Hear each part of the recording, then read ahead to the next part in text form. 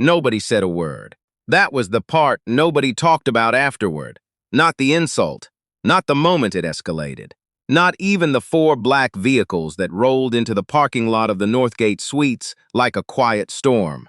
What people didn't talk about was the silence, the way every person in that lobby held their breath and looked somewhere else, at their phones, at the marble floor, at nothing. Lennox Abubakar had been standing at the front desk for less than 3 minutes when it started. He had driven up from Ottawa that morning. 6 hours on the 401, windows down for the last stretch, because the September air in northern Ontario still had that particular sweetness to it, the kind you only get right before the cold comes and takes everything. He wasn't in a hurry. He had checked out of his last hotel at 6 in the morning, stopped once for gas and a coffee outside Barrie, and arrived at the Northgate Suites at noon, 45 minutes ahead of his scheduled check-in time. He knew he was early. He wasn't expecting his room to be ready. He only wanted to leave his bag and take a walk before the afternoon meeting. He was wearing a gray hoodie, dark jeans, and worn-out running shoes. His travel bag was a battered canvas duffel he had carried across 4 continents. He had the kind of face that gave nothing away, quiet eyes, a stillness about him that some people read as calm, and others apparently read as something else entirely. The front desk had 2 staff on duty. A young woman with a blonde ponytail was helping an older couple on the left side. On the right, a man in his mid-40s stood behind the counter with his arms loosely folded. His name tag said Gareth. His expression said he had already formed an opinion before Lennox reached the desk. "Help you?" Gareth said. Not a greeting. A checkpoint. "I have a reservation," Lennox said. "Abubakar. Checking in a little early. I know it might not be ready yet. I just wanted to drop my bag, if possible." Gareth typed something. Or appeared to type something. Then he looked up. "I'm not showing anything under that name. It should be there. I booked directly through the hotel. I have a confirmation number if you need it." "What's the number?" Lennox reached into his jacket pocket and pulled out his phone. He had the email open in seconds. He was organized like that, always had been. He read the number out loud. Gareth typed again. A pause that lasted slightly too long. "That reservation is under a corporate account," he said finally. "That's right. What company?" Lennox looked at him for a moment. "Abubakar Grayfield. It's in the file." Something shifted in Gareth's expression. It wasn't disbelief exactly.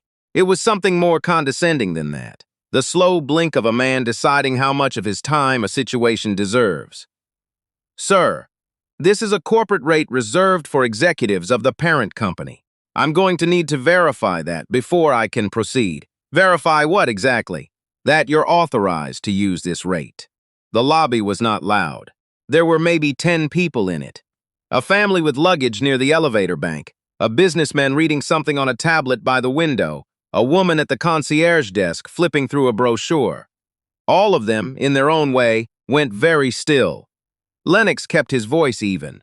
"I'm authorized because it's my company. My name is on the account." Gareth glanced down at the screen and then back up, as though the screen had said something particularly interesting. "I understand that, sir, but our protocol requires photo ID and a letter of authorization from the account holder. I am the account holder. From a corporate officer. I am the corporate officer." Gareth smiled. It was the kind of smile that doesn't reach the eyes because it wasn't meant to. "Sir, I'm just following protocol. These things are in place to protect everyone. There is a specific exhaustion that comes with that sentence. These things are in place to protect everyone when it is used on a particular kind of person in a particular kind of situation. It is not the exhaustion of a single moment. It is the exhaustion of knowing exactly what is happening, having seen it before. Knowing that raising your voice will only confirm what the other person has already decided, and knowing that staying calm will be read as proof that you have nothing to be upset about." Lennox set his phone on the counter very carefully. "Pull up the account," he said quietly. "Read me the name on it." Gareth looked at the screen. A flicker of something. Recalculation, maybe, crossed his face and disappeared. "Abubakar Grayfield Holdings," he said. "And the primary contact name." A pause. Lennox Abubakar. That's me. Sir, I'm still going to need. Get your manager. It wasn't loud. It wasn't aggressive. It landed in the lobby the way a key lands on a glass table, a small, clear sound that carries. Gareth straightened. I can handle this myself. I'd prefer your manager. The young woman with the ponytail had stopped pretending to help the couple on the other side. The businessman by the window had lowered his tablet. The family near the elevator was looking now. Gareth picked up a phone behind the desk and turned slightly away to speak into it. Then he set it down. She'll be up in a few minutes, he said. He said it like he was doing Lennox a favor. Lennox nodded and took a small step back from the desk. He didn't sit down. He didn't check his phone. He stood exactly where he was and looked at nothing in particular, and if anyone in the lobby was reading his face in that moment, they would have found very little to read. He had learned a long time ago that the face you show in these moments is the only thing you can fully control. The manager who arrived 4 minutes later was a woman named Sandra Pelletier, late 30s, a dark blazer. The efficient stride of someone who ran a hotel floor, the way a conductor runs an orchestra. Everything in its place, no wasted motion. She came around the side of the desk and extended her hand. Mr. Abubakar? I'm Sandra Pelletier, Guest Services Director. I understand there's been a holdup with your reservation. There has. Can I ask what happened? Lennox walked her through it in 3 sentences. He was precise. He didn't editorialize. Sandra turned to look at Gareth for what appeared to be 1 second exactly. Then she turned back. I'm very sorry, Mr. Abubakar. We have everything we need on file. Let me process your check-in personally. She moved to a second terminal and began typing with the fluency of someone who has done this 1,000 times. You're in suite 412. It's actually been ready since 10 this morning. Would you like me to have your bag sent up? That would be fine. Can I offer you anything while I finish this? Coffee, water. I'm fine, thank you. She handed him a key card holder. Her smile was professional and, as far as Lennox could tell, genuinely apologetic. Again, I'm very sorry for the inconvenience. If there's anything you need during your stay, please call the desk and ask for me directly. He took the key card. He picked up his phone from the counter. He walked toward the elevator without looking at Gareth again, because that was not the point. He was on the 4th floor, unpacked, and had changed into a fresh shirt before the call he had been waiting for finally came through. It was Patrick O.C. Bonsu, his VP of Operations, calling from the Toronto office. Lennox had known Patrick for 11 years. He had hired him when Patrick was 26 and running a logistics startup out of a shared office on King Street. Now Patrick ran a team of 40 people and had the particular talent of delivering bad news without it sounding like the end of the world. The Northgate deal, Patrick said. I'm already here, Lennox said. I know. That's why I'm calling now. A pause. We got the updated numbers from regional management this morning. They're coming to the table with less than we expected. How much less? Patrick told him. Lennox sat with the number for a moment. And their reasoning? They're citing market softening in the corridor. They want to hold back the third property pending Q2 performance. That's not what we agreed to in April. No, it's not. Lennox looked out the window. From the 4th floor of the Northgate Suites, you could see the parking lot, the road beyond it, and past that a long stretch of birch trees that had already started to turn. The yellow was very clean against the gray of the sky. Who's in the room tomorrow? He asked. Regional director, their legal team, 2 board members from the parent company, Dunmore. No, Dunmore's sending a proxy, someone named Holloway. Lennox turned away from the window. Get me everything on Holloway by 6 tonight. And tell legal I want the April term sheet in front of everyone at the table before we even say good morning. Already on it, Patrick said. One more thing. Go ahead. Reception flagged something from the hotel. Apparently there was an incident at check-in. Lennox was quiet for a moment. It's in the system now, Patrick continued carefully. The staff member's conduct log.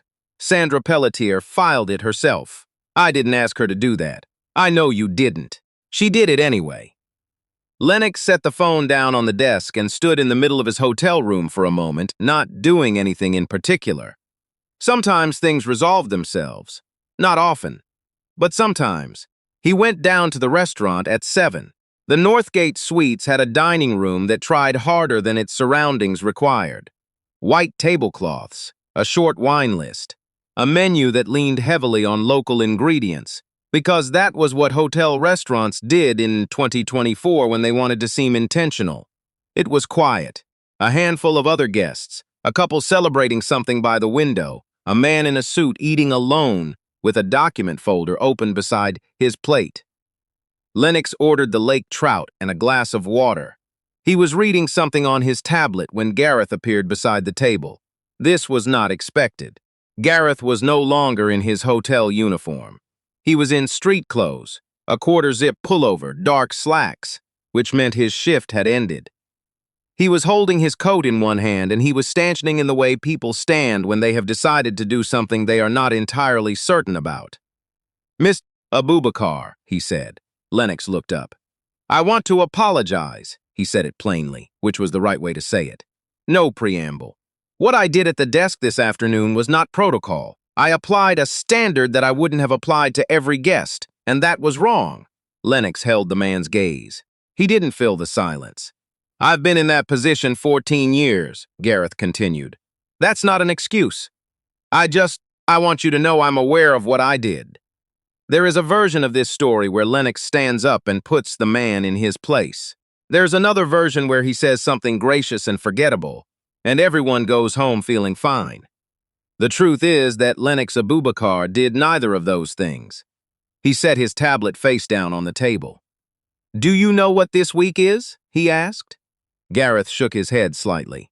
"I'm here because this hotel is one of 4 properties in a portfolio we've been negotiating to acquire for the last 8 months. The meeting tomorrow morning will determine whether Abubakar Grayfield takes over regional management of the Northgate chain." He paused. "Your job, and the jobs of everyone who works in this building, may be part of what we're discussing."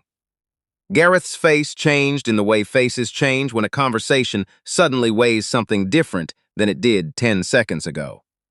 "That's not why I'm telling you this," Lennox said. "I'm not telling you this as a threat. I'm telling you because I want you to understand the actual distance between what you assumed and what was true." He picked up his water glass. "I accept your apology."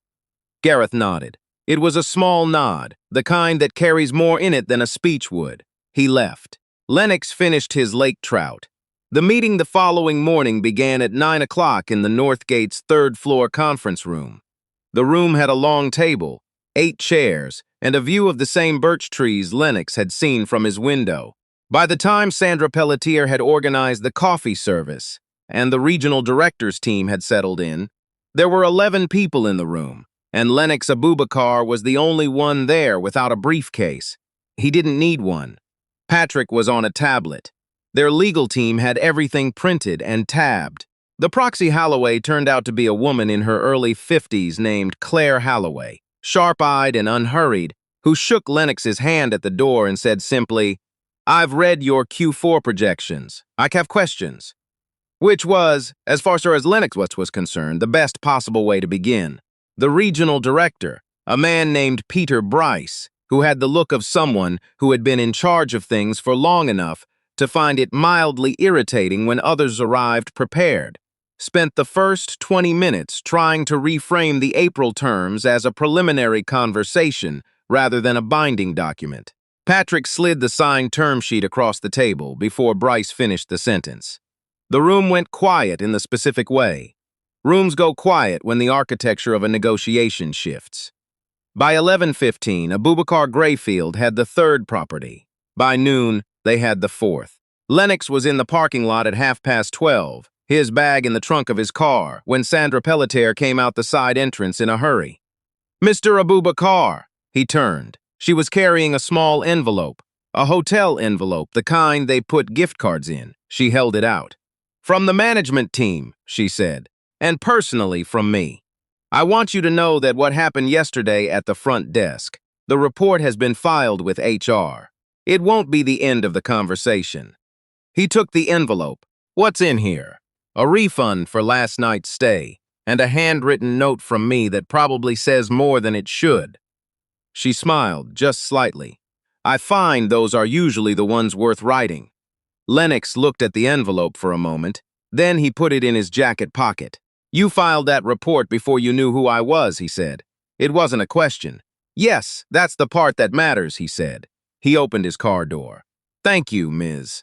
Pelletier. He drove south on the highway with the windows down again, because the air was still doing that thing, the September sweetness, and it would be gone in a week.